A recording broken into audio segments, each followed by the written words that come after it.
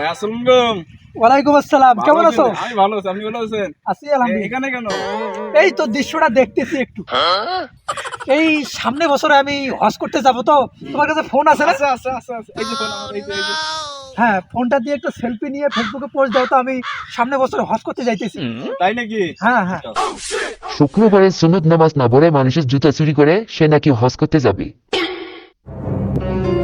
আচ্ছা তুমি দেখো তো, এইটা বিশাল বড় একটা এরিয়া।